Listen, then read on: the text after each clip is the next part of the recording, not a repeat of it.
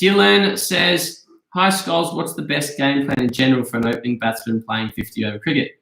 Okay, for me, that's an interesting question because a lot will depend on who's around you and the conditions and what a good score is. Let's say, I think generally in amateur cricket, a good 50 over score, if the wicket's okay, is about 250. So that's a run rate of 5 and over. If you're playing on a small ground or you're playing on a really good wicket, it might be closer to 300. You're playing against a weak team. Or if you're playing on a tricky wicket, big ground, good team, might be closer to 200. But let's say your blueprint or your goal is 250. For an opening batsman, again, it depends on who your teammates are and how the team's structured. You might have a game plan that one batter goes really hard and tries to get the team off to a flyer, and the other batter takes their time and knocks it around and tries to bat sort of deep into the innings. But if I'm a private coach advising one of my players, my thing to them would be, okay, you're opening in 50 over cricket. I want you to try and bat deep. Take the game deep and be there in the 45th over. If you're in there in the 45th over, you can do whatever you want after that. But give yourself a chance early. Give yourself 2, 3, 4 overs, 10, 15 balls to get in.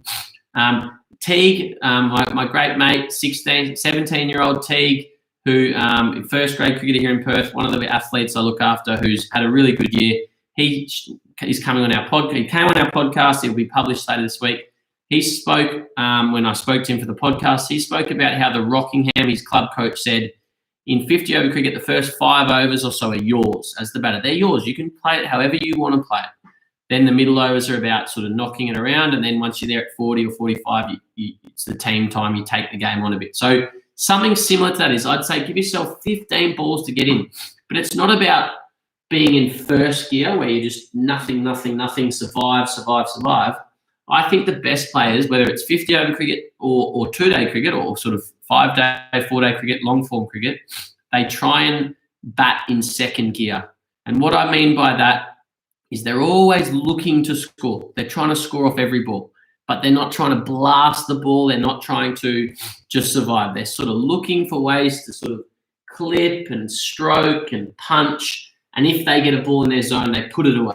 And if it's a really good ball, they might drop back to first gear, but they're still looking to score off that good ball.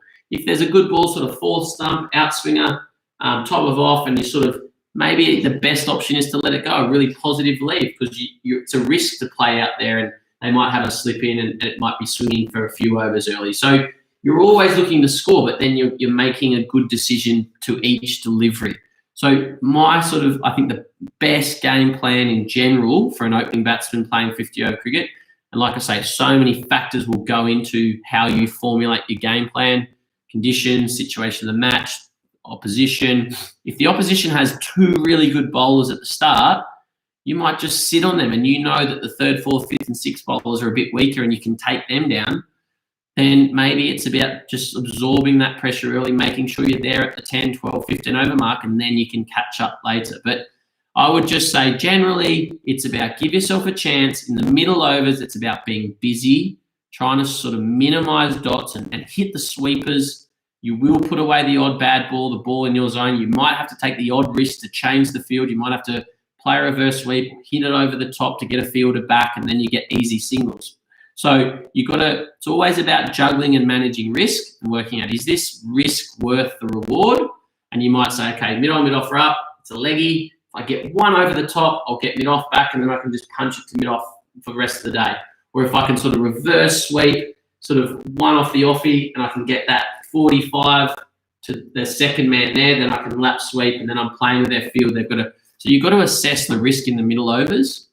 But I would say blueprint is give yourself a chance early, bat in second gear, be busy, stay in second gear in the middle overs, try and minimize dots, try and get off strike, run really hard, try and bat in partnerships and build partnerships with your partner, hit the sweepers, take the odd risk when necessary, calculated risk, and then try and be there at 40, 45 overs. That's when you can really launch. I think a lot of players these days, because of 2020 cricket, they go really hard, or they sort of, it's either first gear or third gear. There's nothing in between. They sort of block and then slog.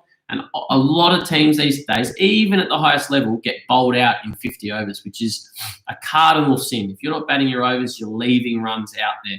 So I would say give yourself a bit of a chance. I think an excellent 50-over innings would be 130 not out of 140 or 150 balls. I think that would be an excellent 50-over innings generally, and then you'd have other guys to bat around you. And if you've batted the whole 50 for 130 not out, there's no doubt there's guys at the other end that can go hard, and you might end up getting 270, 280, 290, 300 plus. But that allows the team to have someone to bat around. So Dylan, I hope that helps, mate. I hope that sort of gives you some sort of clarity. But like I said, there are heaps of things that go into building a T20 innings.